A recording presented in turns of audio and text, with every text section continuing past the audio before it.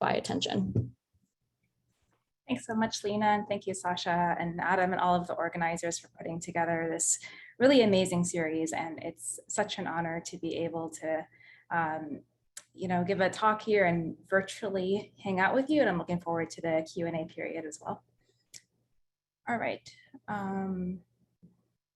So does that screen share look okay? I know it's a blank screen, but it'll be populated shortly. So once again, thank you for inviting me. Thanks for that kind introduction. Before I dive into the science, I was told that I could start my talk by highlighting a social justice organization of my choice. And the one that I would like to highlight is called Project Stealth. Project Stealth is a nonprofit organization that takes a really multifaceted approach to addressing lots of really important social, political, and economic issues. So some of their projects include protection of the right to vote, defending the Black community from racist policies and violence at the hands of police, and advocating for refugees, immigrants, Muslims, and people from Middle Eastern and South Asian communities. So they really take an incredible approach, an incredibly wide approach to highlighting all of these important projects. And I'd really recommend that you check out their website and if you're able to make a donation. And I'd also like to thank the Innovators in Cognitive Neuroscience community for giving us a chance to highlight important foundations like Project Stealth. So switching over to science, like Lena said, I'm really excited to be able to tell you about some of my projects exploring interactions between attention and memory with a focus on the hippocampus. And I would like to start off by having you all imagine that you are faced with a particularly big problem. So say, for example, that you might be trying to understand the brain. You can try to simplify that problem by breaking it up into a set of smaller problems and tackling each of those in isolation. And that's traditionally how research in cognitive neuroscience has progressed. So say, for example, that you're really interested in visual perception, you might choose to study occipital cortex or ventral temporal cortex. Or if you're like me, you might be really interested in long-term memory. So you might instead choose to study the hippocampus or the medial temporal lobe cortex. Alternatively, you might want to focus on attention. And so you turn to the prefrontal cortex. And this approach has been really useful. It has generated lots of very important discoveries about the mind and brain. But what we try to do in my lab is we try to challenge these boundaries. So for example, is it really the case that there is an abrupt transition in the brain between systems important for perception and systems important for memory? Or can perception actually critically depend on these so-called memory systems like the hippocampus? And can attention reach to these memory systems as well? And the approach that I want to argue for and my lab's general philosophy is that we can better understand the mind and brain if we focus on how the representations of any given brain area can allow that region to very flexibly contribute to many different aspects of cognition. So in my talk today, I hope to be able to convince you that the hippocampus is not a dedicated memory system, and instead that its flexible, relational, and spatial representations allow it to make a critical contribution to attention and perception, as well as memory. So this talk will be about attention, perception, and memory. So before I dive in, I just want to give a quick overview of how these different aspects of cognition might interact with one another and how they operate in a real world scenario. So I want you to imagine that you are in an art museum and you find that you are surrounded by paintings, but then you notice other things. So there's decorations on the wall and there's different pieces of furniture. So given all of that, how are you able to process this complex environment? Well, if you are interested in art, you might choose to direct your attention to a particular painting on the wall. And once you do that, attention will change the way that you perceive that painting by enhancing the representation of its features in your visual cortex. And we know that attention will also affect your memory. We're more likely to remember those things that we pay attention to than things that we don't. So attention, perception, and memory interact, but what I want to challenge is this idea that they might depend on separate dedicated systems in the brain and operate with different functional principles. And instead, I want to make the argument that common functional principles and common representations in the brain can allow us to understand many different aspects of cognition. And I'll do that by using the hippocampus as an example and showing you how its flexible relational representations can be used in the service of attention and perception, as well as memory. So to do that, I'll go over 3 lines of research. In the first part of my talk, I'll ask, how does attention create memory? In the second part of my talk, I'll ask if the hippocampus can play a necessary role in attentional behavior, and if so, how? And then finally, I'll ask how we can use our long-term memories to guide attention. So first, how does attention create memory? We know that attention is critical for memory at the level of behavior. So the way that you direct your attention will influence what you can remember later. But how does that actually happen mechanistically, and how can it happen in the brain? So there are at least 2 potential ways that attention might influence our memory. So first, we know that attention has really strong effects on the visual system. So if this arrow here represents the flow of information from occipital cortex into ventral temporal cortex, then one possibility is that attention might simply strengthen those representations, and that makes them more likely to be transmitted to the hippocampus and then encoded into memory. But there's an alternative, which is that attention might directly modulate the hippocampus itself.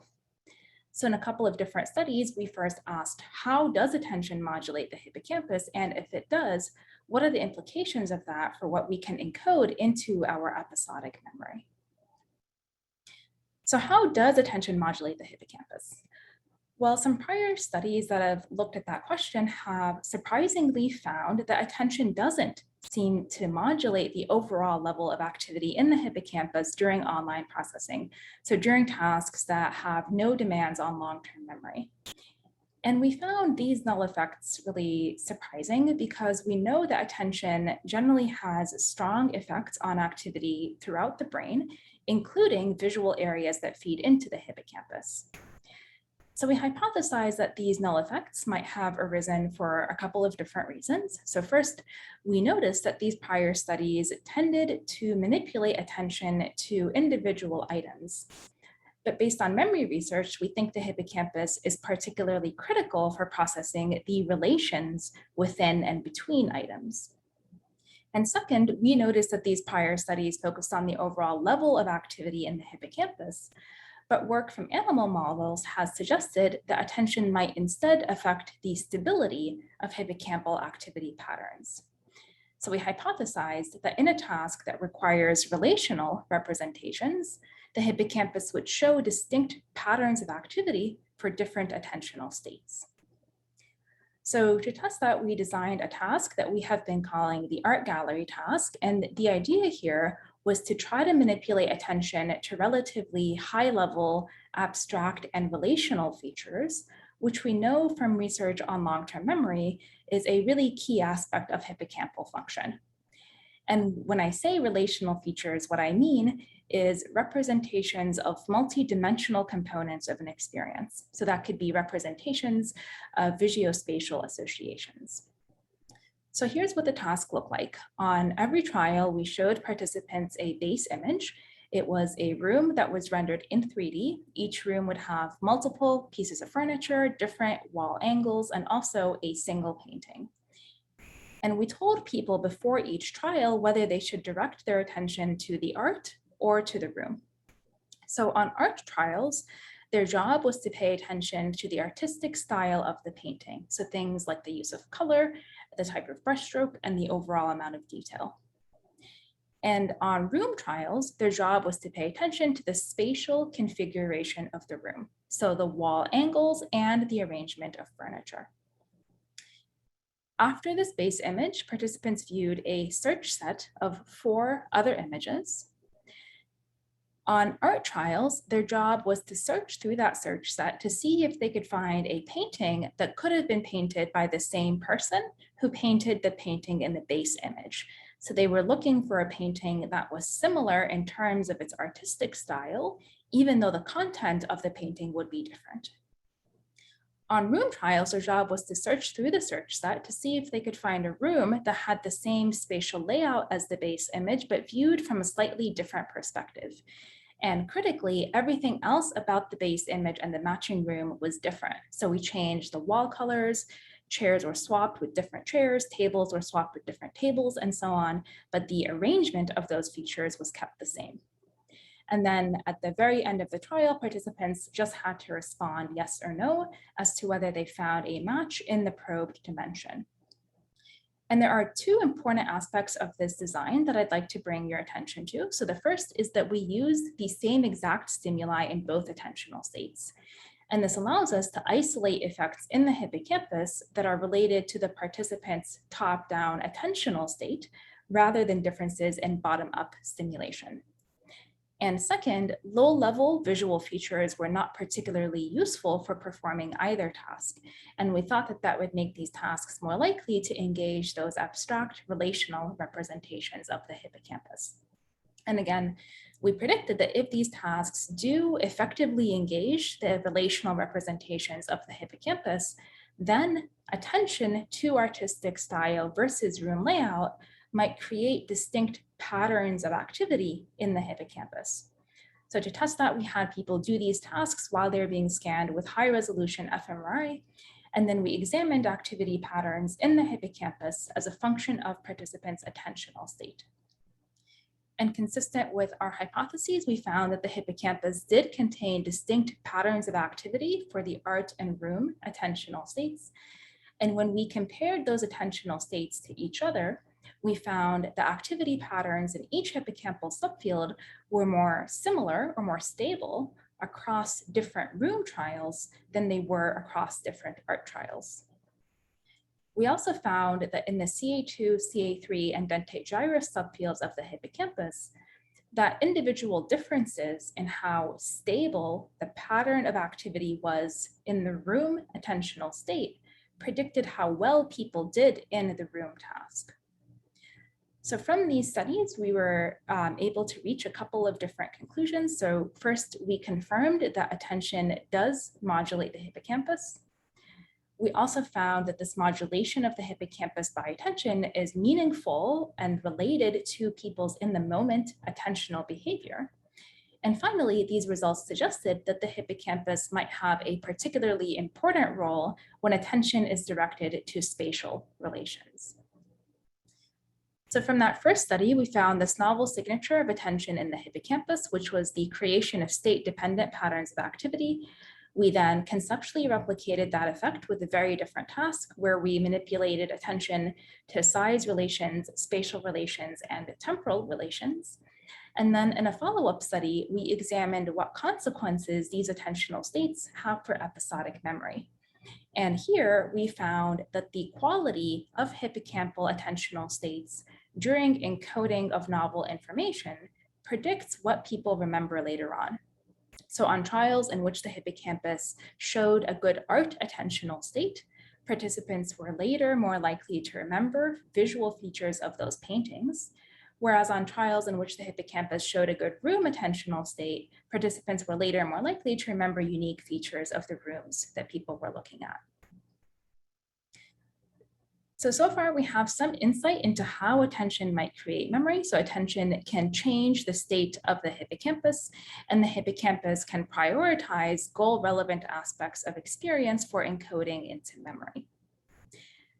But the work I've talked about so far has come from fMRI studies, and fMRI studies are great, but generally they can only provide correlational evidence. So if I actually want to make the argument that the hippocampus can play a necessary role in attentional behavior, then I'd have to examine what happens to attention when the hippocampus is damaged. And my former research assistant, Nick Ruiz, did exactly that. So if the critical aspect of hippocampal function is its relational or spatial representations, then damage to the hippocampus should impair relational or spatial forms of attention.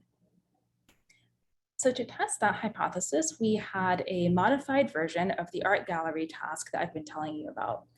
We simplified it so that there were only 2 images that were presented on each trial, and that was to make the task more feasible for patients that had hippocampal damage. So there were 4 trial types. The first 2 are the trials that you're already familiar with, and the idea behind these trials was to try to tax those relational hippocampal representations. So on each trial, participants saw 2 images. They were, again, those rooms that we had rendered in 3D, each with multiple pieces of furniture, different wall angles, and a single painting each. On similar art trials, the participants had to determine if the 2 paintings could have been painted by the same artist, yes or no. So in this particular trial, the participant might say yes, because these 2 paintings have a very similar artistic style. On similar room trials, participants had to judge if the 2 rooms had the same spatial layout from a slightly different perspective, yes or no. And on this trial here, the answer would be yes. And we know from our fMRI studies that the hippocampus can discriminate between these 2 attentional states and that its activity predicts behavior. The other trial types were control trials, which we didn't expect to require the hippocampus because they placed fewer demands on relational processing, and I'll call these identical trials. So again, individuals looked at 2 images on each trial, but this time they simply had to detect repetitions of an identical painting, like in this example here, or repetitions of identical rooms, like in this example here. And the idea is that this can be accomplished really easily on the basis of representations in visual cortex without any need for hippocampal relational processing. So to briefly summarize that task, we had similar trials and identical trials, and within each of those, we had room attention and art attention. And there are a couple of different predictions that you could make. So one hypothesis is that the hippocampus is critical for any task that requires relational representations, and that would be consistent with many different models of hippocampal function. So if that is the case, then you might predict that hippocampal damage will impair performance on the similar room trials and the similar art trials, but leave performance on the identical trials unaffected. But there's an alternative hypothesis, which is that maybe hippocampal damage will only impair performance on the similar room task. And that's for a number of reasons. So first, we've always found in our past fMRI studies that the hippocampus is much more strongly modulated by the similar room task and predicts behavior best in that task. That would also be consistent with models of hippocampal function that emphasize that it's particularly important for spatial cognition. And it would also be consistent with findings that hippocampal damage can impair the perception of complex scenes, but not complex objects. So to examine these hypotheses, Nick tested 7 patients with medial temporal lobe damage, as well as 14 healthy age and education matched participants. So here I'll show you the data for the healthy participants as the filled in circles and data for the patients as the open shapes. One patient had bilateral hippocampal damage following a hypoxic event. He'll be shown as the open diamond. And the rest of the patients had unilateral temporal lobectomies for the treatment of intractable epilepsy. So they had damage to the hippocampus and the medial temporal lobe cortex on one side of the brain. That was either the right side or the left side, shown in the triangles and the circles. And I'll show you their behavior in terms of a measure called A prime, which is a non-parametric version of D prime. So it's just a measure of people's behavioral sensitivity. 1 means that they're perfect and 0.5 means they're a chance. So we found no difference between the healthy participants and the patients on identical art trials. There were also no group differences on the identical room trials, and this is exactly as we had expected. Now, intriguingly, the patients didn't show an impairment on the similar art trials, but they did show a significant impairment on the similar room trials, and in fact, their performance wasn't different from chance levels. And because all of these patients had damage to the hippocampus, and the damage outside of the hippocampus was variable across patients, we can infer that the hippocampus, or the medial temporal lobe more generally, does play a necessary role in spatial relational attention and perception. So we have some evidence that the hippocampus or the medial temporal lobe more broadly can play a necessary role in at least some components of attentional behaviors, and particularly spatial relational discriminations. So you'll have noticed that the second part of my talk has a two-part question. So the part that I want to turn to now is the question of how. So how does the hippocampus come to play a role in attention or perception? So to answer that, we've started to do some pharmacological studies in my lab to determine these neuromodulatory mechanisms of attention in the hippocampus. And this is work that was done by Nick Ruiz and Monica too. We've been really interested in that question of how, because at any given moment, there can be competition in the hippocampus between internal and external sources of information. And particularly, there can be a competition between input to the hippocampus about the external environment and memory retrieval mechanisms that might instead bias the hippocampus toward processing internally generated sources of information. So to make that more concrete, imagine again that you're in this art museum and you choose to direct your attention to a particular painting on the wall. But once you do that, the visual features of that painting might trigger memory retrieval of associated information. So you might remember similar paintings that you have stored in your long-term memory. So if you want to suppress that memory retrieval in order to better focus your attention on the painting that's in front of you, then you'll need to somehow bias the hippocampus toward the external environment. And it turns out that the acetylcholine neurotransmitter system can do exactly that. So to better understand how cholinergic modulation might enhance hippocampally mediated attention, we'll first have to talk about the hippocampus in a little bit more detail. So at a basic level, input from the entorhinal cortex to the hippocampus is really important for conveying information about the external environment, which also contributes to encoding new memories. And the recurrent connections in hippocampal subfield CA3 are really important for retrieving memories. So acetylcholine actually enhances the strength of afferent input from entorhinal cortex to the hippocampus and suppresses those recurrent connections in subfield CA3. So this should have the effect of biasing hippocampal processing toward the external world. And of course, that is important for externally oriented attention. So acetylcholine should stabilize hippocampal representations of the external environment, and in that way, improve attention and perception on relational attention tasks like the ones we've used previously.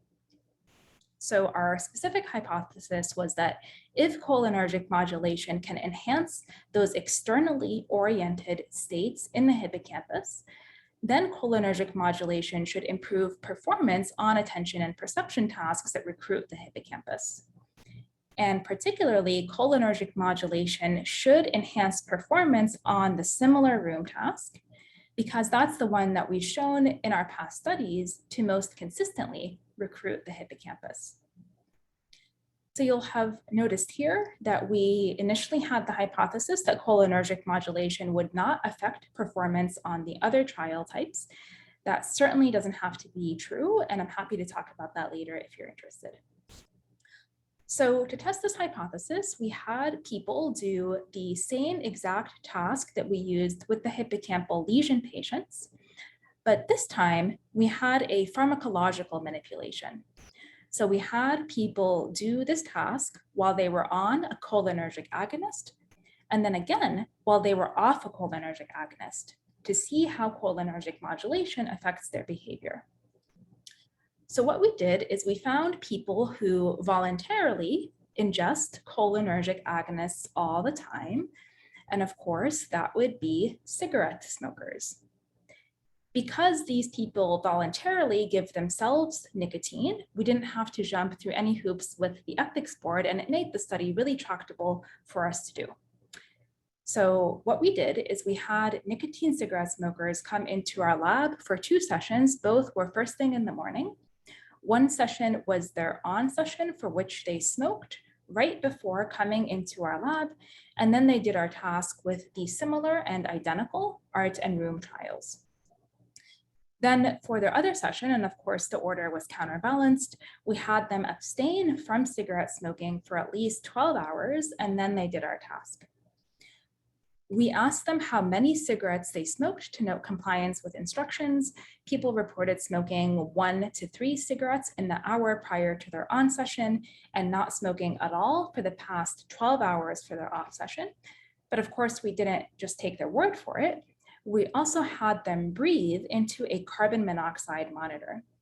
So carbon monoxide ppm, or parts per million, provides a measure of how recently or how much someone has smoked a tobacco cigarette.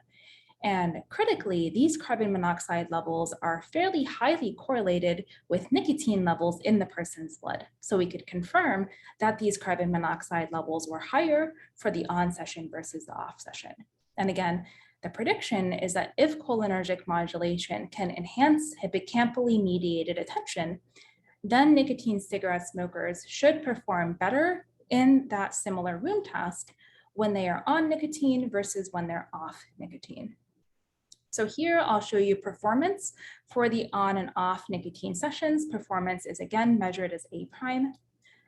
We found no difference between the on and off smoking sessions for the identical art trials. There was also no difference between sessions for identical room trials, and also no difference between sessions for the similar art trials.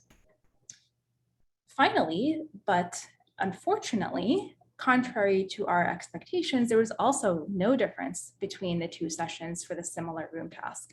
So in this analysis, we found null effects for all 4 trial types. So that said, this on versus off comparison is a little bit coarse, and we have more precise information available to us than whether or not a person smoked, because we have those carbon monoxide ppm levels. And again, those tell us how much or how recently a person smoked and are highly correlated with nicotine levels in that person's blood. So if cholinergic modulation affects hippocampal attention, then individual differences in that carbon monoxide measure might be related to performance enhancements. So to test that, we calculated 2 measures for each person. So first, we took their carbon monoxide ppm difference between the on and off smoking sessions. And that means that even if a person cheated and they smoked prior to their off session, this difference score would still tell us how much more they smoked for their on session. We then calculated their performance difference between the on and off smoking session. So the A prime difference is shown on the y-axis, and what that means is that higher values, more positive values, would indicate greater performance enhancements when the person is on nicotine. So if cholinergic modulation can enhance hippocampally mediated attention, then the people that have the highest carbon monoxide ppm difference should show the greatest performance enhancements on the similar room task, and that's exactly what we found. Carbon monoxide ppm differences didn't predict performance enhancements on any other trial type. So this effect is consistent with the idea of cholinergic modulation of hippocampally mediated attention. So now to briefly summarize the second part of my talk, from the patient study, we found that the hippocampus, or the medial temporal lobe more generally, can play a necessary role in at least some components of attentional behaviors, and particularly performance on the similar room task. And we also found that cholinergic modulation from nicotine can enhance performance on that same task.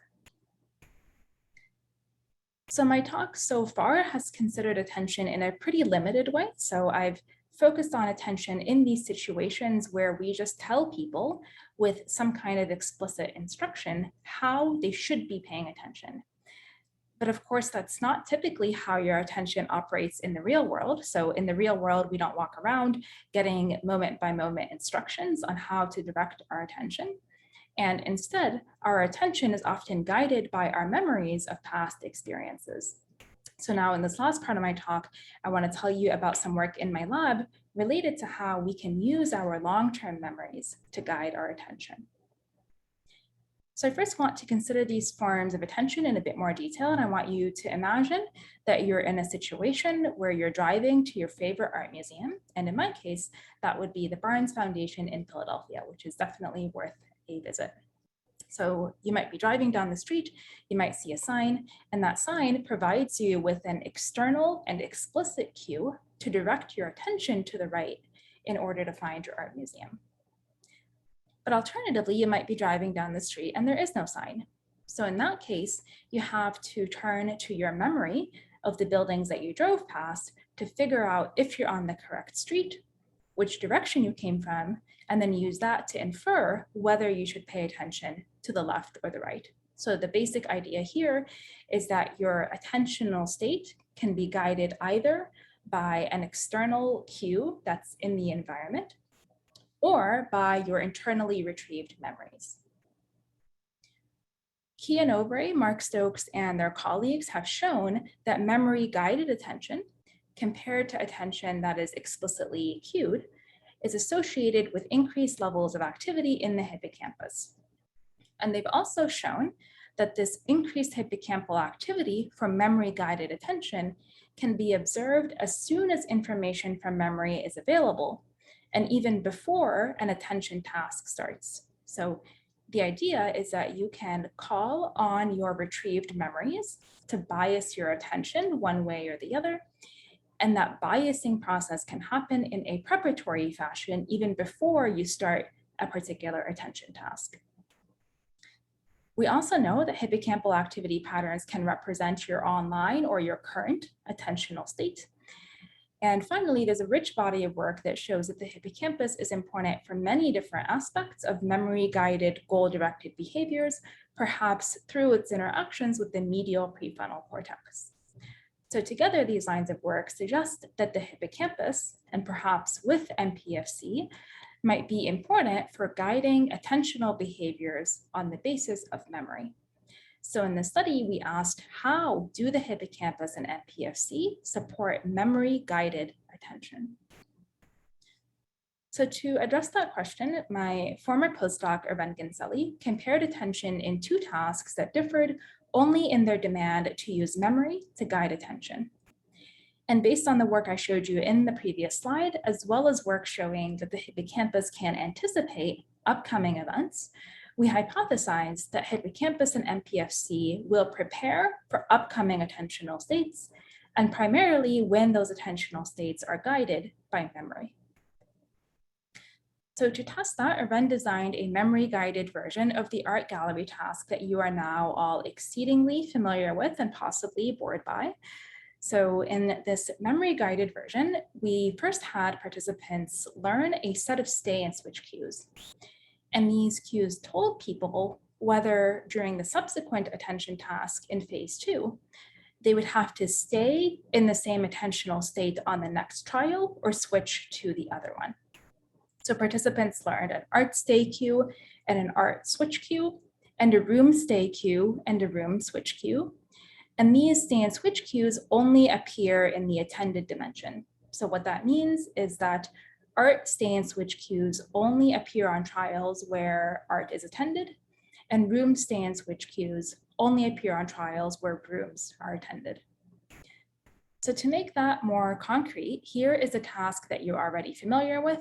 Participants viewed a base image followed by a search set, and their main task was to look either for paintings that could have been painted by the same artist or rooms with the same layout from a different perspective. The new thing in this task is how the attentional cue was selected on each trial. So on the very first trial, participants were free to choose what they wanted to pay attention to, so they could choose art or room. And say on this trial, the participant chose to pay attention to the room.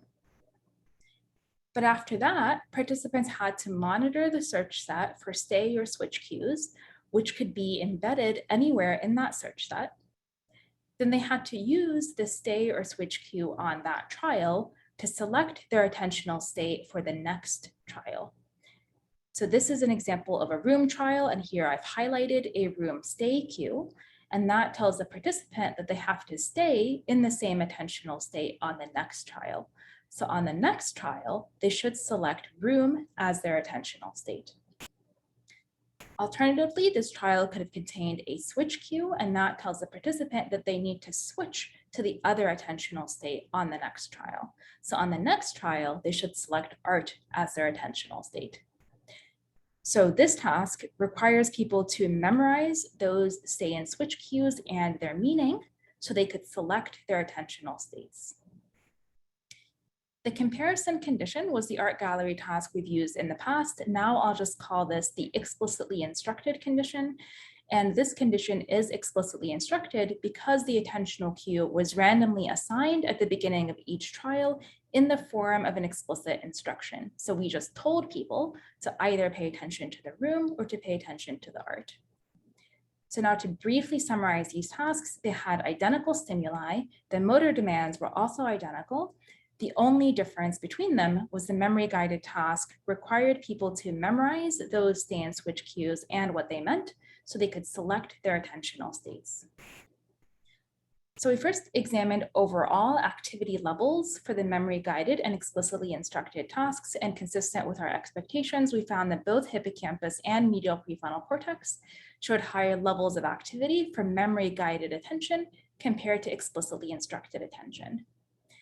We also found that individual differences in how much hippocampal activity was enhanced by memory-guided attention were correlated with individual differences in how much MPFC activity increased from memory-guided attention.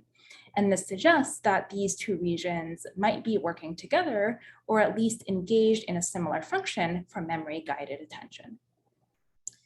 So with this result in hand, we next wanted to establish exactly what these regions are doing to support memory-guided attention. And again, our main hypothesis was that these regions can prepare for upcoming attentional states, and primarily when those attentional states were guided by memory. So here's how we tested that. As a brief reminder, this is a trial structure you're already familiar with, and now I'll break it down into two components. So first, the image period is when the images are on the screen and participants are actively directing their attention to either artistic style or room layout. And the orienting period is when participants are pushing a button to initiate the trial and looking at the attentional cue. And again, in the explicitly instructed condition, participants just push a button to start the trial, and then we randomly assign their attentional cue. Whereas in the memory-guided condition, participants have to select art or room as their attentional state by calling on their memory for the preceding trial.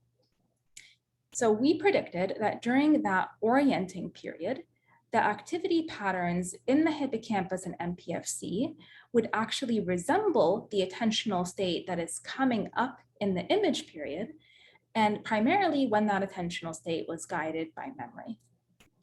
So here's how we tested that. So first, in the hippocampus and MPFC, we obtained mean patterns of activity for the art and room attentional states from the image period. And I'll call these templates for the two attentional states.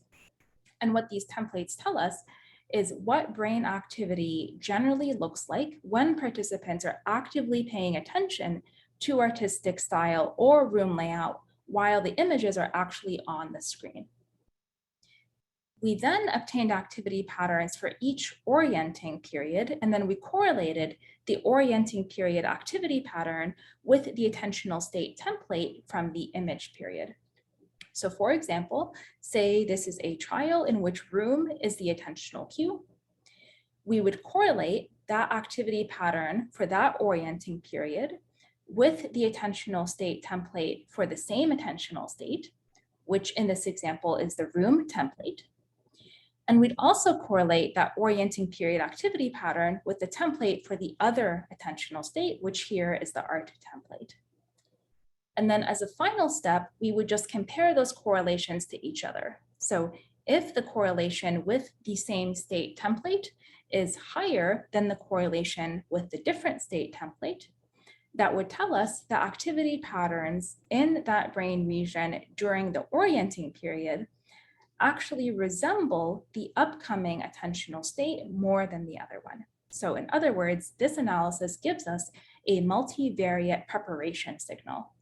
And we expected that hippocampus and MPFC would show that preparation signal, and particularly for memory-guided attention. So here I'll show you the results of that analysis. So I'll show you the correlation with the same state template minus the correlation with the different state template. So more positive values indicate more evidence for the attentional state that is coming up, and more negative values indicate more evidence for the other attentional state.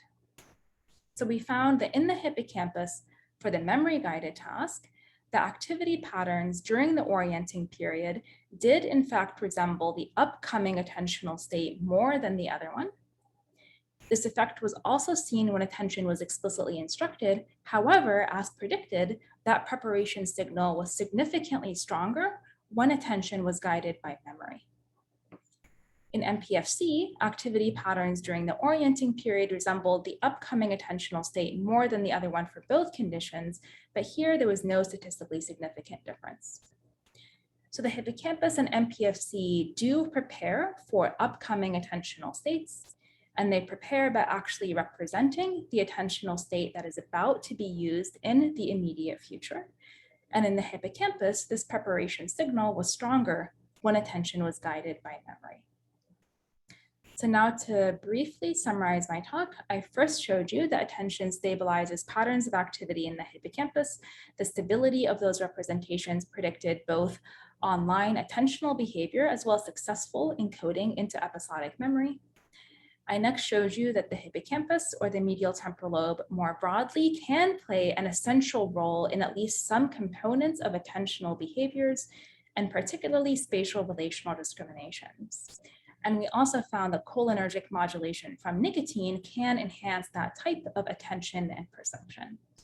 And then finally, I showed you that the hippocampus and MPFC are modulated by memory-guided attention and prepare for upcoming attentional states.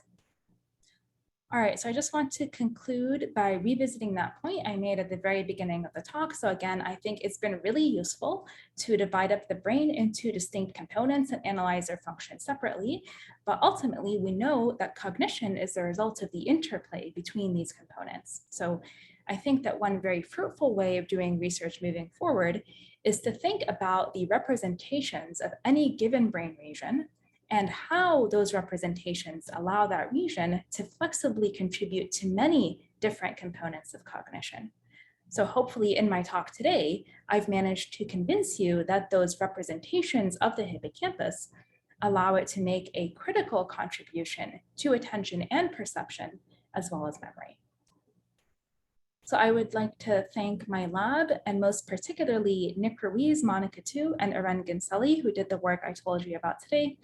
I'd also like to thank my funding sources, and of course, I'd like to thank you for your attention, as well as your perception and your memory, and I'm happy to take any questions.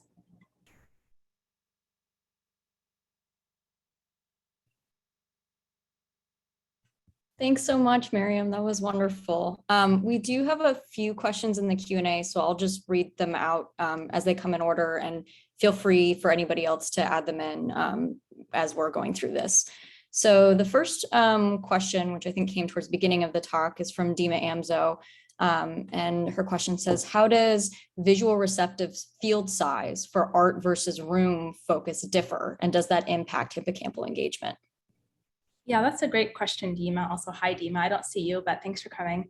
Yeah, so there is definitely a difference in spatial scale in terms of what's relevant for the art and room task. So the art task requires a much smaller spatial view than the room task, which requires you to take a broader perspective. We looked into whether there was a difference in anterior versus posterior hippocampus in processing the art versus room task. So there's work suggesting that the posterior hippocampus might have more precise, smaller place fields and process smaller scales of information than the anterior hippocampus. But we actually didn't see a difference for the attention task. Both anterior and posterior hippocampus showed a very similar effect, where they showed more stable patterns of activity for the room task than the art task. However, there was a trend, not statistically significant, for the anterior hippocampus to be a better predictor for memory for art, and the posterior hippocampus to be a better predictor of memory for the rooms. So that is aligned with the idea that anterior and posterior hippocampus might process different scales of information. Great. And the next question comes from Leila Davachi, and it says, I would be curious where the overlap in lesion focus is for your patients. Yeah, great question. Also, hi, Leila.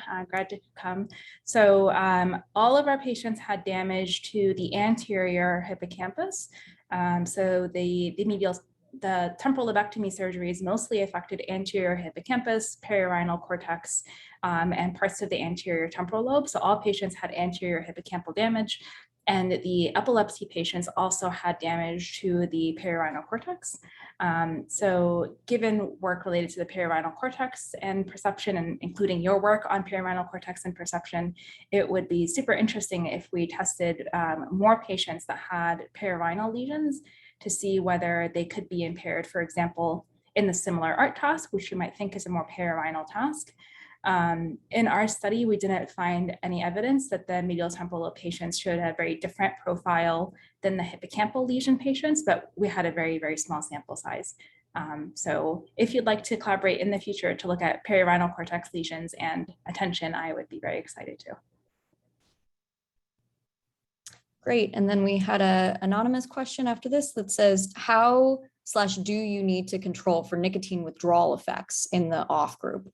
Yeah, so that's a great question. So just a quick clarification that every cigarette smoker did both sessions. So everybody was both on and off for 2 sessions.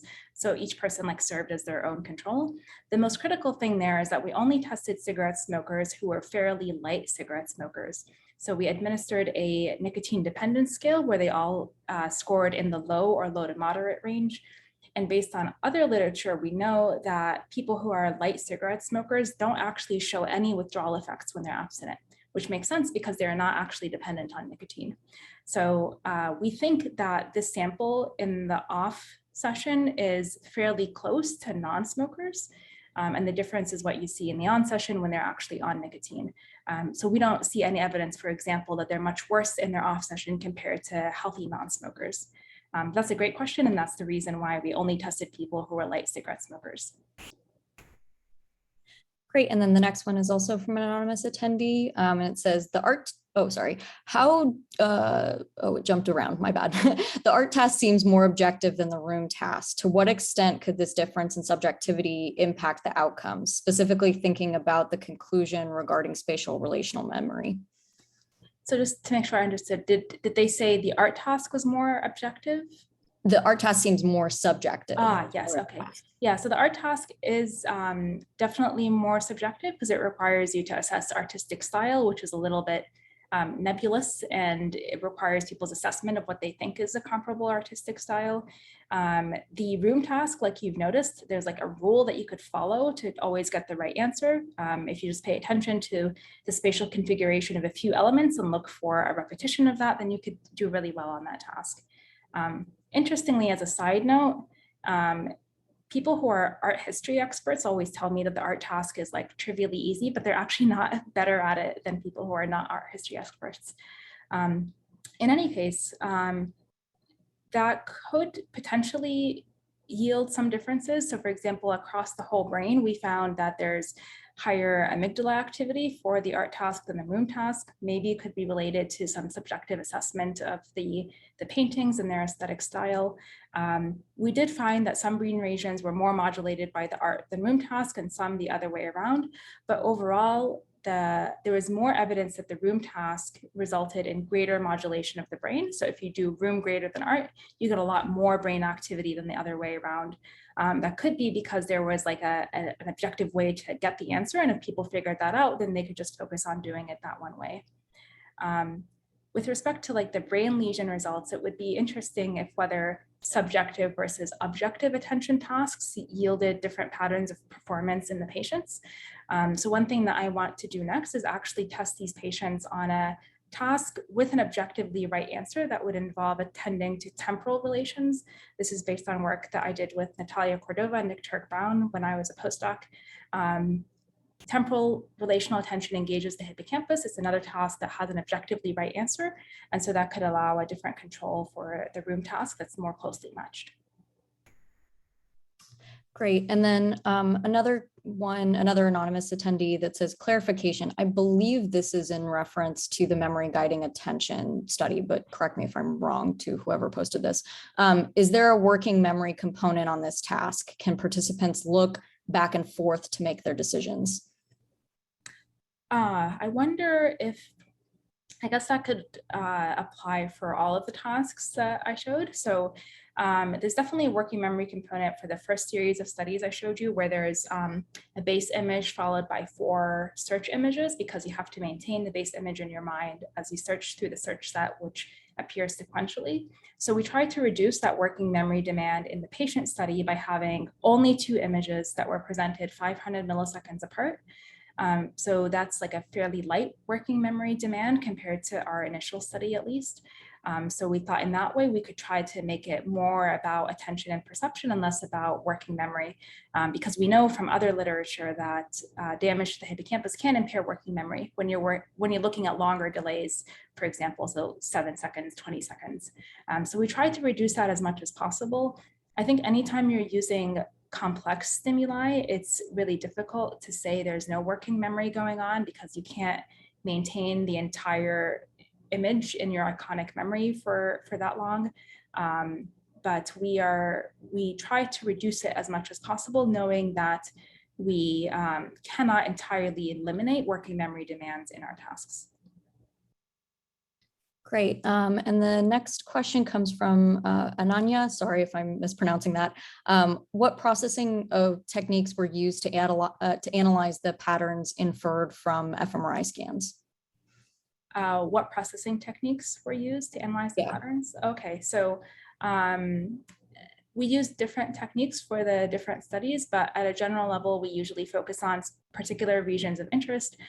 We do some basic pre-processing of the data, so things like smoothing with a relatively small smoothing kernel, high-pass filtering, registration to either the person's own anatomical space or MNI space.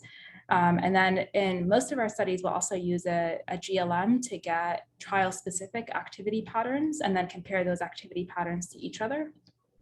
For the last study that I told you about, we actually used the pre-processed unmodeled fMRI data, so we could focus on very specific times within that to compare the orienting period to the image period. But if I didn't answer your question, I'm happy to elaborate more either now or in the Q&A period afterwards. Okay, and then I think this will be our last question before I move over to the Q&A, which I'll post the link one more time in the chat. This is from an anonymous attendee. It says, if I'm not wrong, I think the parameter estimates were in negative values in the univariate analysis for memory and instruction guided comparison. Could you elaborate on how we can interpret those results? Sure, yeah, that's a great question. So these regions, the medial prefrontal cortex and hippocampus, are sometimes talked about as being a part of this default mode network of the brain.